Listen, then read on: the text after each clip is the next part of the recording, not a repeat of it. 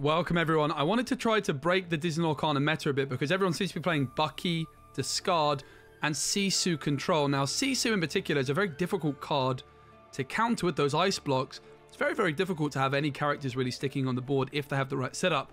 Of course, you could remove the ice blocks. Of course, you could just try to race them. But one thing that you can absolutely do is use the ward keyword.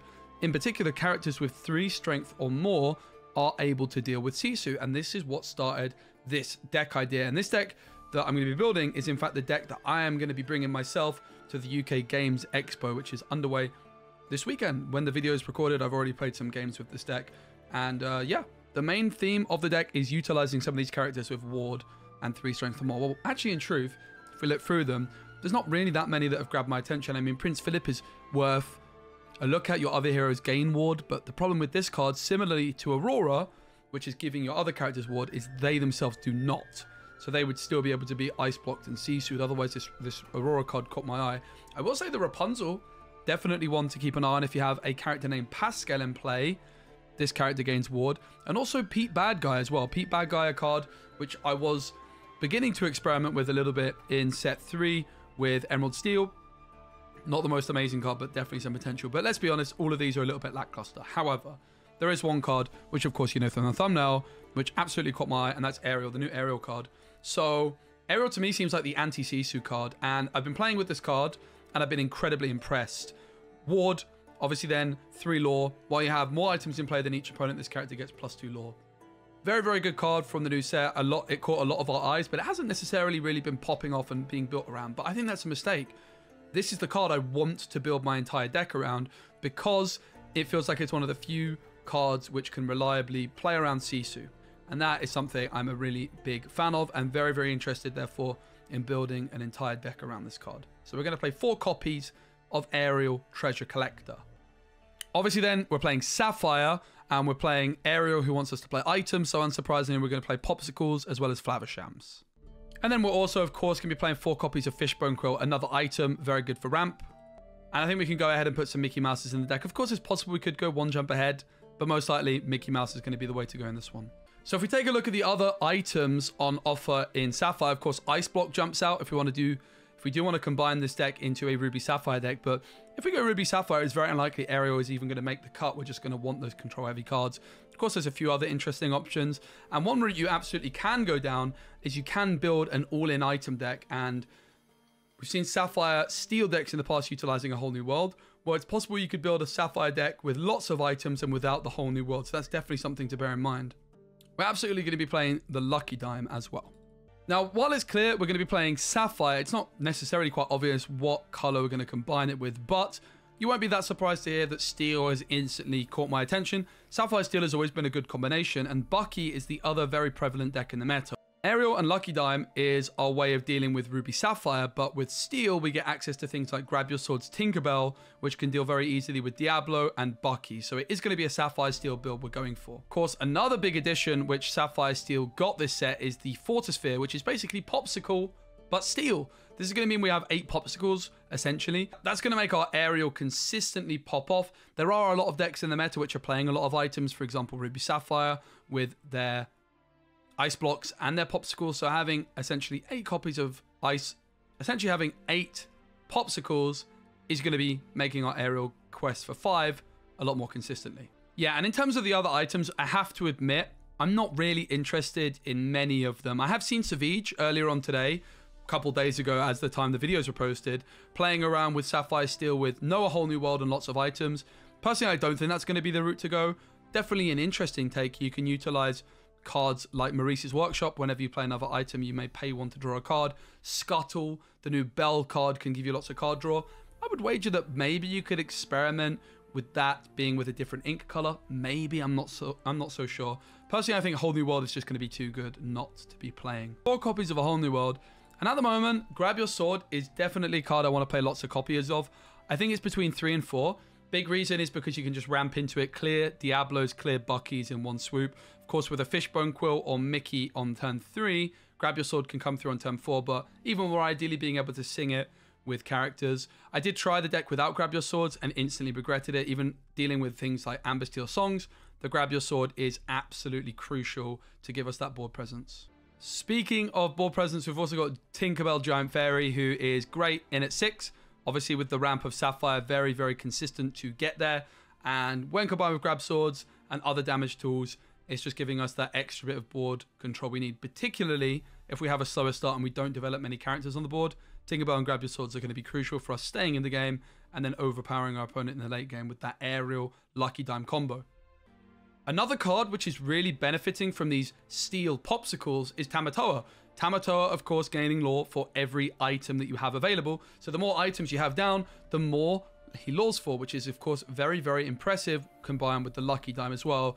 The other beautiful thing about Tamatoa in this deck is if you sing a whole new world and put a Lucky Dime into your graveyard, or if you have your Lucky Dime banished, Tamatoa is going to be able to pull that right back out for you. You're often able to tap the dime for 6+ lore on Tamatoa, so it can be an even better Lucky Dime target than the aerial. Just a really good powerhouse card as well to give you some nice board presence, pretty difficult to remove, and it just feels like the aerial and Tamatoa are giving you a way of winning the game very, very explosively at the last. So I'm putting in 4 copies of Tamatoa. You could consider dropping it lower, but honestly, as an inkable top end card, I think it's difficult to justify just not playing all 4 when you've got this many great items. We're now at 42 cards. It's now time to even out our early game curve. Mr. Smee Bumbling Mate is an obvious addition, as just a very solid card to play down on turn 2 to either quest or give us some board presence. While it's still important for us to be evening out our early curve, it's also definitely going to be important for us to have these 5-cost characters. Of course, after a Fishbone Quill or a Mickey Mouse, we can play these on turn 4 and then sing things like a whole new world, Grab Your Swords, Let It Go if you want to play it. So I'm playing 4 copies of Cogsworth. And then I do think it's important to play another set of 5-cost characters. You could play Beast as the most obvious one, but obviously pretty expensive if you're playing in paper. When I'm playing, I only have 1 copy of Beast in real life. So I'm just going to have 1 copy of Beast in my deck, but this is the most flexible slot. You really can just play whichever 5-cost characters you like the most. Another approach I did try quite a bit is with the Robin Hood Captain of Sherwood, including also the 1-cost Robin Hood. This is something we saw at the event in Lille work quite successfully for one player, Anthony, where they had the option of going Robin Hood turn 1, Robin Hood shift on turn 3 into a whole new world. And while I did try this, I think that the meta is very heavy on 2-cost removal cards or 2 damage removal cards, things like Storm Rage on, Baboom, Fire the Cannons, because of the popularity of Diablo. So I found the 1-drop Robin Hood to be really lackluster overall, and therefore it isn't something I enjoyed using after quite a bit of experimenting. So personally, I'm not huge on Robin Hood. It's absolutely a route you could go if you want some more 1-cost characters in the deck, but personally, I would avoid it. Beast Hard-Headed is a very interesting consideration. Obviously a lot worse than Benja in most decks, but in this deck it has the added benefit, of course, of us having that extra ramp, and it can sing a whole new world and Grab Your Sword. Beast Hard-Headed, very solid into a lot of meta decks, going to be able to banish the Fishbone Quill, which is going to be pretty important when we sing a whole new world. Of course, you've also got the ability to remove ice blocks against those. Of course, you can also remove ice blocks, lanterns, all sorts. It's a pretty solid card. I'm going to be playing at least a couple copies of Beast Hard-Headed in my deck. Of course, the other thing to mention is when banishing items, you're also helping your aerial get that little bit of extra lore. So if you're even on items with your opponent, you can play a Beast Hard-Headed, remove your opponent's item, and then suddenly your aerial is questing for a little bit more than she otherwise would have been. I'm also very interested in Audrey Ramirez, the Engineer. I'm not sure how necessary she is, but she is a very interesting card. Again, a card we saw in Lille. Anthony had a couple copies of Audrey. I think he finished in top 16. And the main idea of this one is going to be readying your Lucky Dime to use it twice in a single turn. You could play Audrey Ramirez down, and then if you have a Lucky Dime down, of course, you could quest, tap your Lucky Dime, let's say onto Aerial for 5 lore, quest of your Audrey, Lucky Dime's ready to go again, and bam, you get big lore in a single turn. I didn't find it to be too consistent, but of course the fact that it also is a ward character means it's just a really solid card to be able to sing Grab Your Swords and a whole new world. If you're singing, you don't need big questing anyway, and the ward gives you protection from Madame Medusa and things like this. So Audrey Ramirez is definitely a very interesting card. I'm going to put 1 copy of Audrey in my version of the deck, but I could see an argument of just removing her or going up to 2 copies. It is a card I quite like, though. If you're like me and you don't have many copies of Beast Tragic Hero in real life. Okay, finally, we're going to need some more damage to consistently be removing Diablo. While we do have those Grab Your Swords, they can, of course, be discarded by Ursula Deceiver. And, of course, we might miss them. So Fire the Cannons is a great option in these decks. With Fishbone Quill, it's more easily inkable, and also with Fishbone Quill, you're able to play it on turn 3 alongside that Quill. Fishbone Quill, of course, putting that card into the Inkwell face up and face down and not exerted, which means you can play the Fishbone Quill, exert the Fishbone Quill, and use that extra ink on Fire the Cannons instantly. That is a huge deal when removing Diablo without losing any tempo as well. You can still execute your same game plan while removing your opponent's threat. Therefore, Fire the Cannons is an amazing card in this deck. I'm playing 2 copies. I could see an argument to increase it to 3 or maybe even 4 if Diablo is that prevalent. Triton's Decree is also worth an honorable mention. It's a new set 4 card working in a similar fashion to Fire the Cannons, except your opponent chooses one of their characters and deals 2 damage to them. Why would you ever play this over the Fire the Cannons? Well, the idea is that you can remove Bucky with this card, but honestly, I think stick to Fire the Cannons. We have 4 slots left, and I'm going to be playing 4 copies of Baboom. Definitely not the most spectacular card, but it's always a card I've enjoyed playing, and it's inkable, deals with Diablo. Hard, really, to go wrong with a little bit of Baboom action. I think in this meta, Bucky, Diablo is so common, it's so important to just have an abundance of answers. I want the luxury of being able to mulligan a Baboom and potentially have another one in my hand, right? Or have more ways of dealing with Diablo, like the Fire the Cannons, like the Grab Your Sword. So I'm playing 4 copies of Baboom. So we're at 20 uninkables in this deck. As you can see, we've got a lot of 5-cost characters, a lot of songs as well that cost 5. Definitely the main things to consider is dropping the count of both Tamatoa and Ariel. Personally, big fan. Of course, you'll also note I'm not playing Develop Your Brains, which is not a very common theme for me, or not a very common fixture in a Sapphire deck. It's very rare for me to not play Develop Your Brain, but with the 2 damage removal, as well as the extra set of Popsicles, it did feel a little bit more difficult to include, and that's why I ended up cutting it. The main thing that you have a lot of flexibility in over is what 5-cost characters you play. Obviously, Beast Tragic Hero, it's really hard to go wrong with, but it is a Madame Medusa target who is going to be very prevalent, and I do think that there's definitely some merit in having Audrey Ramirez for that ward, as well as Beast to remove the Icebox and Fishbone Quills over the Beast Tragic Hero.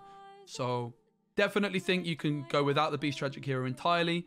Not exactly sure on the split I want of the 5-cost characters, but I do think you want around 8 of them. So the main thing you're looking for with this deck in terms of the mulligan is, of course, you're looking for a card to play on turn 3, which is going to be ramping you up. It's going to be Mickey Mouse, or more preferably, the Fishbone Quill. Then, of course, what you're ideally looking to do is get down one of these 5-cost characters and then be using the Fishbone Quill to keep inking and then singing a whole new world as quickly as you can. Rinse and repeat. Against more greedy decks like Ruby and Sapphire, you can even try and get down 2 Fishbone Quills at once and just go turbo mode and just ink. If you're not getting over on the board early game, you can absolutely get away with that game plan, because of course you've got the Grab Your Swords, Babooms, Fire the Cannons, Tinkerbells to fall back on if you do lose the board. Going very wide, of course, with your items to set up this big Tamatoa, big Ariel, Lucky Dime combo to really win the game quite quickly. And of course, you've also got Audrey Ramirez for that extra bit of Lucky Dime pop-off potential. Mr. Smee, of course, is also a decent option to be healing with the Popsicles. I haven't really found myself using the Fortisphere's ability too often, where you're able to give things bodyguard, but definitely something to bear in mind that you do have the option of. An important play to do with Tamatoa is when you play Tamatoa, you want to be making sure that you are putting a item from your discard into your hand. So if you have a bunch of Popsicles on the board and there's no items in the graveyard, make sure you click on one of your Popsicles and get yourself that Popsicle back in hand, which you can then play down and get some more card. So that is my take on Ariel Sapphire Steel. I think Ariel is a powerhouse deck in the meta. This has great matchups into Ruby and Sapphire, thanks to the Sisu-proof Ariel, one of the very few cards in the game that you can say such a thing about, as well as the Lucky Dime potential, but also very seriously so. But also it's very well teched to deal with those very strong Emerald Steel Bucky decks, because you've got the Tinkerbell, the Grab Your Swords, as well as the Babooms and Fire the Cannons. So I think this deck is really well placed to make a splash in the metagame, which is exactly why it's the deck that I have selected to play this weekend. Hope you guys enjoyed the video. Give it a like if you did. I'm definitely going to be trying to spend longer on these deck guides moving forwards. At the moment, I've just spent the last 2 days back from Lille before I go away to UK Games Expo, and I've been trying to get in lots of videos recorded for you. But now that we've got the news that Pixelborn is no longer going to be supported, I'm really going to be looking to improve the quality of these deck guides to give you a more detailed step-by-step process of how to mulligan, how to play optimally, even if we don't have access to Pixelborn. Hope that will be useful for you guys in the future. Let me know what cards you would play at 5 cost in particular. Do you think there's a card that I've missed out that you think that I must include? What do you think about the lack of Develop Your Brain? I'd love to hear all your thoughts in the comment section below. Thanks for watching. See you soon.